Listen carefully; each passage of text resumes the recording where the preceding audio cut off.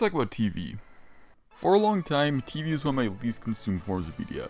That was too much of a time investment, and most of them failed to hold my attention throughout the whole thing. There were some shows I watched, sure, but a large majority of my time was spent watching movies or playing games. But then, about 2 years ago, I suddenly found myself with a lot more free time on my hands for serious reasons. So, I started watching some TV, and hey, I loved it. I saw all sorts of famous shows, both good and bad, and had a blast doing so. But I wasn't the only one to do so. During lockdown, one of my friends started watching a lot of TV, specifically anime, and eventually suggested I watch some. Now, I've never really been all that interested in anime. Here, play the clip from last year. Are you a man of anime? I am absolutely not. Oh, there's some stuff I might check out, but I don't know. Now, why is like this? I don't really know. But with my newfound interest in TV, I figured it was worth a shot. I mean, what's the harm, right? But the real question was, which show to watch? My friends had various suggestions for me. My brother suggested I watch Death Note, Neon Genesis, or Fullmetal Alchemist for their dark stories, excellent worldbuilding, and deep characters who suffer some serious trauma throughout the shows. My other friends suggested I watch JoJo, so I could see all the awesome fight scenes and understand the hilarious references. Yet another of my friends suggested One Punch Man for its more goofy atmosphere, while still telling the story with a nice character growth and whatnot. And another friend decided to watch every episode of Dragon Ball and told me absolutely not to do that. Quarantine makes us do weird things. That's not even all the suggestions I got, but you get the idea at this point. I had plenty of fantastic options for my friends, and with so many suggestions to go with, what was I gonna choose? Well, naturally did the only logical thing. I went against every single one of their suggestions and instead found an entirely different show. After doing some research on weirder animes, I found a show that seemed interesting and fun, and had pretty good reviews. And which is how I found the show I ended up watching, and now reviewing. So, this is a review of the first anime I've seen, Miss Kobayashi's Dragon Maid. Miss Kobayashi's Dragon Maid is about a lady named Kobayashi who gets a maid who is a dragon. Crazy, I know, but stick with me. The show is a slice of life show, meaning it doesn't really follow a single plot, but it's rather about various characters going out in the world, interacting with one another, and getting into small fiascos and whatnot. I've never really seen any other slice of life shows before this one, so I can't compare how well it does the format to others. In fact, that's gonna be a recurring theme. This show is very different from every other show I've seen, due to how it's structured, meaning it'd be nearly impossible if you break it down element by element to see what it does good and bad. So, instead I'll look at this Eastern show in the form of a Western movie. I'll give a brief summary of it, then look at the good, the bad, and the ugly, because there's a lot of each of those I feel need to be discussed with this show. Firstly, a general synopsis. The show is about Miss Kobayashi, a programmer who finds herself living with two dragons, a personal maid named Toru, whom she saved one night while drunk, and a young dragon named Kana, who just kinda popped in an episode later. This is the main trio of the show. Any given episode is going to focus around one, if not multiple of them. But of course, it can only focus on these three, because there's plenty of fun side characters in the show. There's Takia, Kobayashi's co-worker, and his dragon roommate, Fafnir. The third of the programming trio, Elma, who is also a rival of Toru's from the Dragon World, and also Shota, a young mage, and his roommate, Luko, a goddess-turned-dragon. Finally, in the second season, the main trio gets a fourth member in the form of Ilulu. There are some other characters, but those are the most important ones. Any episode of the show will feature a story or two about one or multiple of these characters interacting with each other and doing things. As for these things are, it depends on the episode and characters, but there is quite a range. One episode is about a couple of characters going camping overnight, while another is about Kana going to New York and helping some girl escape the mafia. Huh. While there isn't a true main plot to the show, there's one much more common plot than any other, that being the dragons attempting to adapt to human society. All the dragons hail from a different universe? Planet? Dimension? Place where they are constantly battling with humans, and the humans are basically in medieval times. So it's a bit of a shock to be warped to a world where humans have become the superior race. Dragons are but a myth, and there's all sorts of weird futuristic stuff. All of the dragons adapt to different things in different ways, with some embracing human society and fitting in quickly, while others rejecting it, until they find something that does pique their interests, and use that to slide into society. This plot occurs plenty of times, but never really gets old because it's always simply fun to watch it happen. And seeing what the various dragons are interested in is strangely endearing. And hey, since I'm already praising the show, let's go on to the second part of this review, the good stuff. This show is weird, but in a quirky and upbeat sort of way, and also that's what describes the other main plot of the show, the relationship between Kobayashi and Toru. Toru starts specifically being indebted to Kobayashi for saving her, and immediately latches onto her fast. The two of them have plenty of episodes together, and the show follows a will they won't they romance tease between the two. It's really cute to watch. You can really feel a relationship grow as major events occur, and with the two always helping each other out. In fact, most of the character dynamics in the show are fantastic. Hey, your light bulb one of these bad boys. Yeah, I haven't used one of those in a while, huh? Save one I'll get to later, there really aren't any bad characters in the show, and also the relationships between them are really nice to watch, which does make sense, as that's most of the content of the show.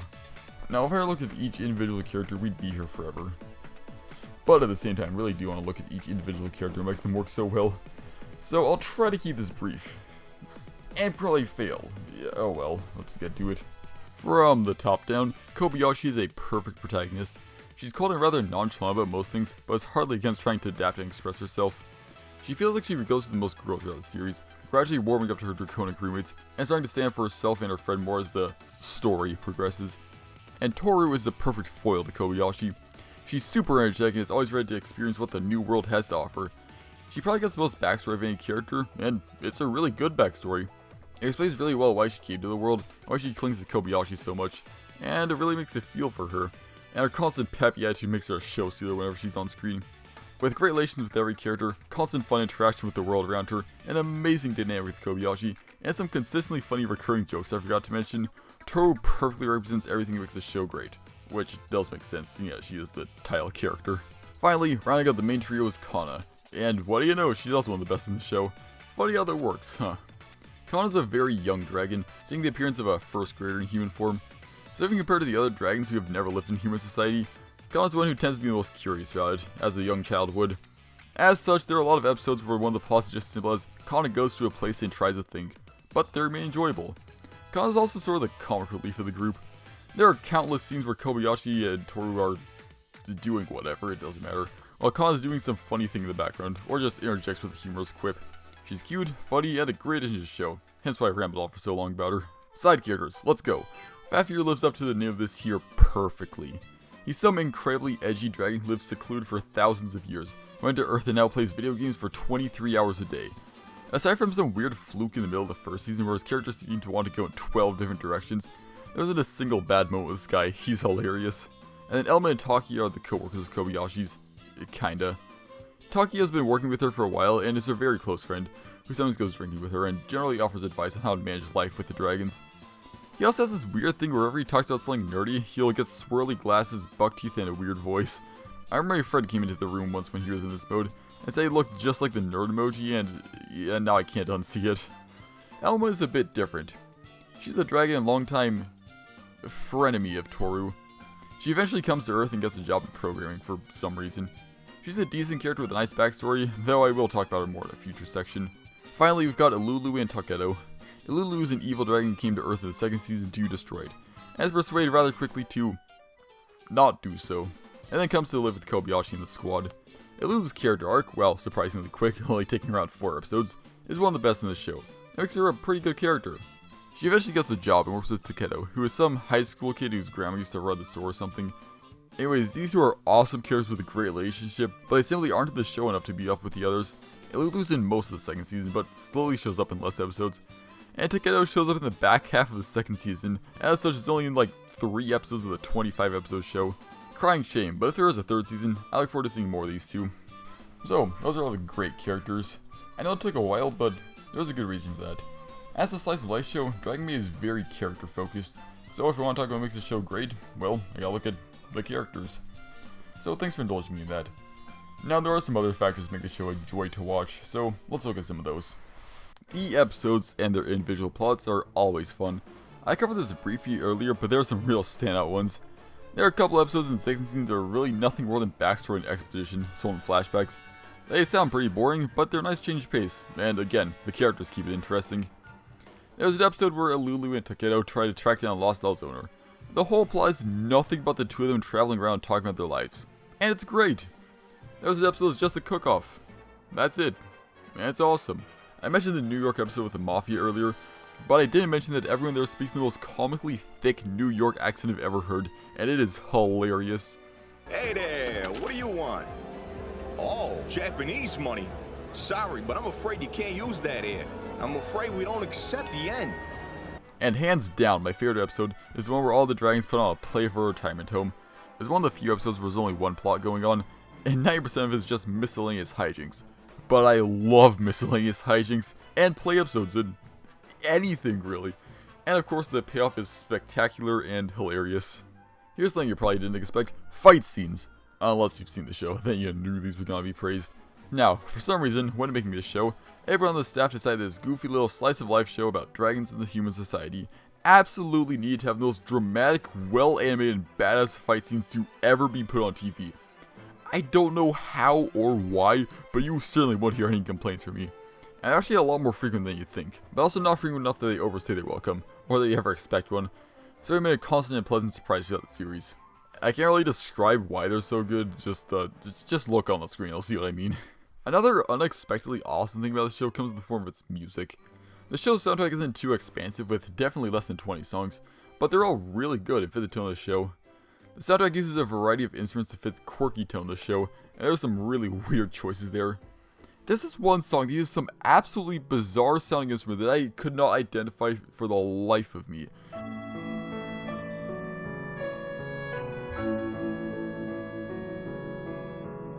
So I asked my friend, the same professional musician, and not even he knew what it was. There's also a song that uses a recorder for the melody.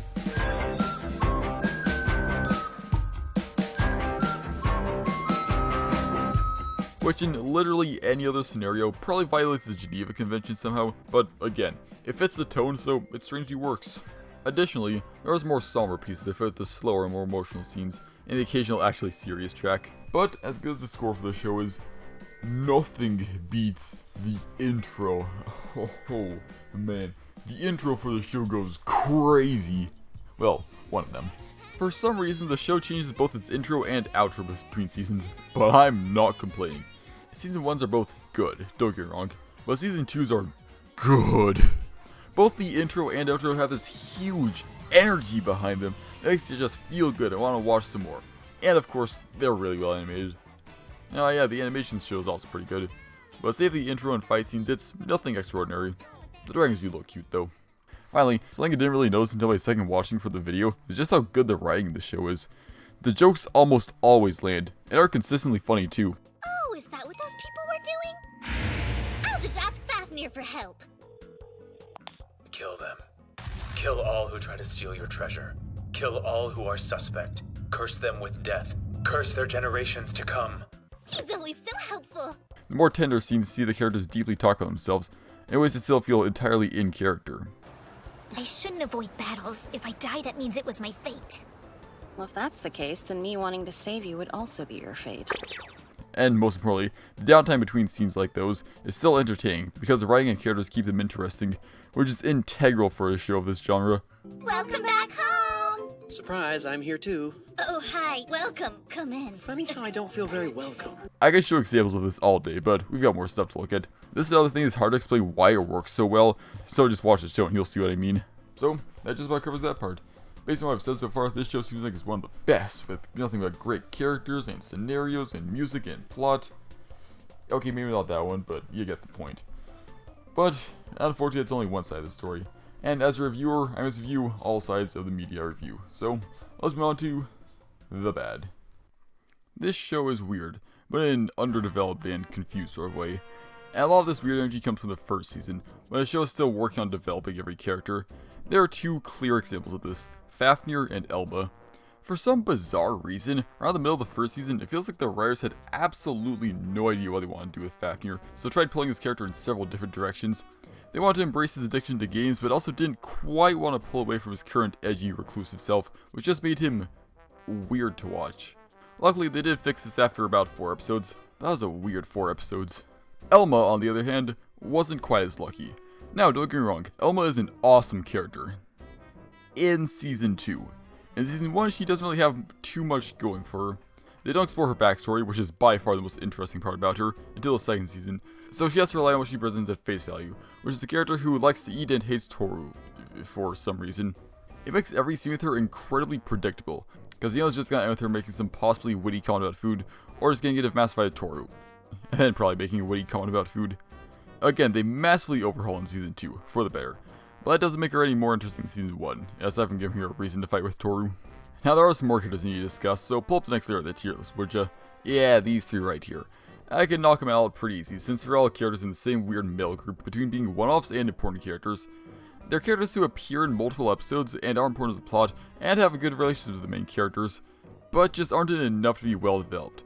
Like take the Emperor of Demise for example. Awesome design, awesome backstory, awesome dynamic with Toru, and he's only in 2 episodes. I mean, those are 2 of the best episodes of the show, but regardless. The other 2, similar story, just with less designed backstory and more relationships with multiple characters. The last character I want to touch on is Shota, since he suffers the most from being underused. Shota's a 5th grade mage, who's always trying to cast some cool mysterious spells to do all sorts of neat magic stuff. Is what I want to say, but most of that isn't true. He's a mage alright, but the show sure seems to forget about it. Throughout the show's entirety, he only does magic-y things in like 5 episodes. 1 in season 1, and then all the others right at the end of season 2. It's bizarre. It's like they remember the last minute, shoot, this guy's a mage, we gotta get some magic stuff for him to do, and just like crammed it all into the last few episodes. That's not to say Shota's not in the show, because he's in a lot of episodes, just doing other things that I'll need to get to in the ugly section, which actually sums up a lot of what I have left, because there's not a lot of things in the show that is fallen to bad rather than ugly. But I do have a couple other things I need to touch on real fast. As is expected with any show, some episodes are just better than others. And with a show of this genre, the most bad episodes tend to be boring. Luckily, Drag Maid does a good job of making the show consistently interesting with all the characters. But even with that, some episodes are a bit simple. Like any episode of TV that can be summed up on Wikipedia in 2 sentences is bound to be lacking a bit in substance. While I praised the dragon designs earlier, it does kind of irk me how they can flip-flop between those badass drawings of dragons you've ever seen and this cutesy style. Like, it works well on Toru or Kana, but on Fafnir? Yeah. Well, I guess that's more of a nitpick, huh? The Dragon Hunter was cool and should have been in the show more. Now he served his purpose. Yeah, I guess that's really all I have here. So, now it's time to move on to the really bad stuff in this show. And believe me, there is some bad stuff here. In fact, I'm gonna need to throw up one of these. Why I hope this transition works. Trigger warning. In the following section, I'm going to be talking a fair amount of pedophilia. If that makes you uncomfortable, which is entirely fair and justified, skip ahead to the time on screen and move past this part peacefully. With that said, a reviewer must review every part of the media they review, good and bad. So let's get this over with. This show is weird, but in a revolting and uncomfortable sort of way. There are a couple of good reasons why. But a lot of my problems with the show come from 2 characters. The first of which is this last hangout on the bottom of the tier list currently, Lukoa. Lukoa is a goddess-turned dragon after some events that weren't discussed in the show, but what matters is that she's here on Earth now. She gets summoned by the young mage Shota early in the show, and decides to stay with him. Unfortunately, this is where all goes downhill. Lukoa is constantly trying to hit on Shota? Maybe? Something like that. It's kinda unclear what her motivations are. By the way, she constantly teases the lad and is more than happy to show off and use her body around him. Now, there is one big, huge, obvious problem with this. Shota is a 5th grader, and Lukoa is anything but. So this dynamic just comes off as creepy, especially since Shota is constantly telling off Lukoa for it, and telling her to leave him alone. I really don't know what the hell the writers or original manga author were thinking with this. They think it was funny, like some cute older sister type relationship? Because it's not. It's simply weird and uncomfortable. Now I've already talked about how Shota's magic stuff is cool, and Lukoa is actually a really interesting character, being much older and wiser than the other dragons, but having a very laid back attitude. So one side effect of this is that it actually brings down both these characters, since the large majority of their time on screen is spent with this joke. Admittedly, it does get better in the 2nd season. The 2 of them get more scenes with other characters, and their scenes together get less uncomfortable to watch, and seem to like and help each other more in meaningful ways. But the bad scenes and moments are still there, and they are by far one of the worst parts of the show. Unfortunately, that was only one of 2 extremely problematic relationships in the show. And at least Lukoa is still a good character when she's not around her roommate? Bump that tier list down another notch, would ya? Yeah, let's talk about Saikawa. Saikawa is Kana's classmate she meets in the episode where she goes to school, and 2 hit off pretty fast, and Saikawa falls in love with Kana. So this seems like it'd be a pretty harmless, cute, 1st grade juvenile love to make the viewers go, aw, that's cute. God, I wish it was anything like that.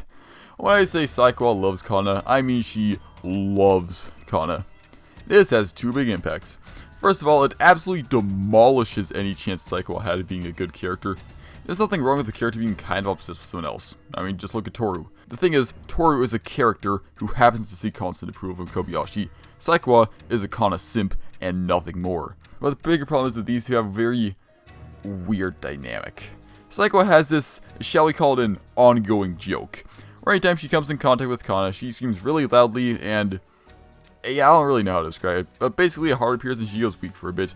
It's obnoxious. It makes their relationship weird, since she basically gets turned on whenever Kana comes in contact with her, and I don't need to explain how questionable this is. Unfortunately, it gets infinitely worse because of one episode. There is an episode in which Kana goes to Saikawa's house for a playdate or whatever, and things get really, really weird. The two play Twister or some knockoff, which results in more hilarious moments from Saikawa. And then eventually Kana ends up on top of Saikawa, and the two look deep into each other's eyes, blushing, and... yeah, okay, I'm done talking about this scene. The two of them don't actually do anything, but Kana heavily implies she was going to do something, and the more I think about that, the worse it gets. I'm uncomfortable talking about this scene, you're uncomfortable listening to me talk about this scene, and apparently the writers were perfectly comfortable putting this scene in the show. Why? How? Beats me. Luckily, that's all the worst part of the show behind us. But there is a bit more ugly for us to talk about. And let's look at something more visually ugly. The character design. I think I can just put up a picture of Luke and that should say everything. But I'm gonna go into more detail anyways. The artists behind the show, and probably the manga, certainly have some weird design ideas when it comes to the dragons. Specifically the female ones. Because every one of them, except Kana, thank God, has a very notably large chest. Now this isn't inherently a bad thing, you know, just some mostly harmless character design, and there are some genuinely great jokes to come from in this show. What size bra do you wear? A D! It stands for dragon! At least you bothered to learn something. The problem is when things start to go beyond reasonable proportions. Wherever Luca wasn't terrorizing poor Shota, she's probably performing some acts of fan service for the audience, which leads to some significantly less funny jokes. But like, just look at this. Do I have to explain why it's a stupid design? How the hell does she walk normally? But, would you believe me if I told you it got worse? Well, yeah, you've seen the rest of the video. When creating Season 2, the team behind the show thought the brilliant challenge to try to make a character whose design makes even less sense than Luke was, and they came up with Ilulu. But sorry, the manga did first. I don't care. I don't care. Ilulu somehow is even bigger badonkers than Luca, despite being shorter. Forget walking, how the hell does she even stand up? Now, luckily, there's a reason given for this in the show. Play the clip. These are actually called flame sacks. They're so strong they can hold fire. Whoa. Look, it's not a good reason, but it's better than nothing, I guess. Anyways, the character design in this show is just stupid. I feel like they designed Luca and Ilulu as bait for degens to watch the show and... hey, wait, pause. No, not that. There we go. How old is Ilulu supposed to be? Like, it seems like a simple question, but she's notably shorter than the rest of the dragons, and her backstory suggests that she's a fair bit younger than most of them, and she tends to spend a lot of time with Kana, Riko, and Shota. But also, she looks like this. Is powerful enough to destroy a city, implying she's had a lot of training and practice, and is also old enough to work. But also, she claims that she's supposed to be 16 appearance-wise, That's what I'm supposed to say. but right before that, Toru says that she's the same age as Ilulu, She's the same age as I am. and Toru definitely isn't 16. Looking it up gives no clear answer, it just leads me to a bunch of bizarre wikis. I'm going to give the benefit of the doubt and say she's 25, but the fact I have to question this is not a good sign.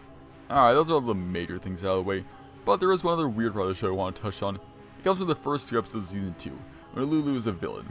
Lulu is trying to seduce Kobayashi because reasons, I don't know, I guess.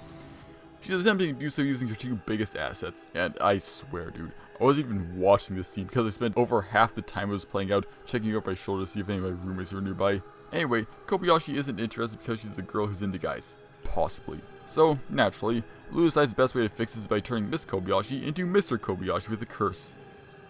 Huh? So the next episode is about Kobayashi trying to go through normal life without letting anyone know about their secret. It's just bizarre. I don't really have anything more to say on it. I don't understand this show, man. I just... Anyways, that about covers the weird stuff in this show. I know it's a lot to deal with, and most of it does severely hurt the show. But you gotta take the good with the bad with this show. Say, I think about it. I wonder how Luku did lose her god status, because it's never actually explained in this show. I guess no real harm in checking though, so...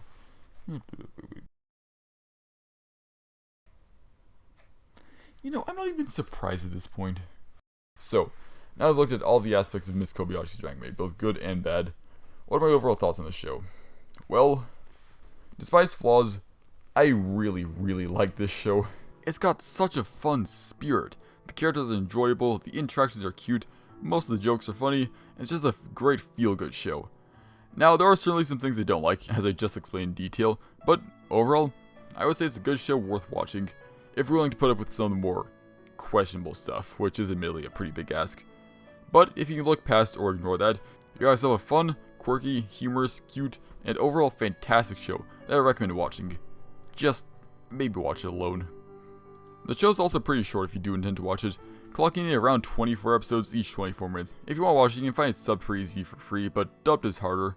I watched most of it on Funimation, but then they locked it behind a paywall. So I built some more sneaky maneuvers to watch the rest, but it's not too hard to find. The show is also extremely new. Season 1 and 2 came out in 2017 and 21 respectively, so it was entirely possible a third season on the horizon, which I'd be all for. Maybe they could fix some of the flaws of the show, and expand on the character's lore. Apparently there's a lot more manga to base it on, and the show did really well, so I'd say it's more likely than not. So with all its flaws and perks, I give the show a 6.5 out of 10. It's worth a watch if you can manage to get past the really bad parts, which is a big ask. And with that said, thanks for watching. And this was it for my normal style videos, but I want to try expanding my horizons a bit. Also, I've been thinking about the show non-stop since first watching it, so I want to just talk about it in some way. Let me know what you thought of this video down in the comments, because any feedback is appreciated. Like, if you want to do more videos like this, let me know. And hey, maybe consider subscribing. I'm getting pretty close to 500 subs. I've got some events planned for that, but gotta need to hit the milestone first. So any help with that, helps, I guess. And so, unless there's anything else, I will... Hello? Yeah, I just did, actually. The what? The, what genre? What? Yeah, I mean, there's just no way this is real. It's outlandish. It's ridiculous. It's impossible. Right, Steam?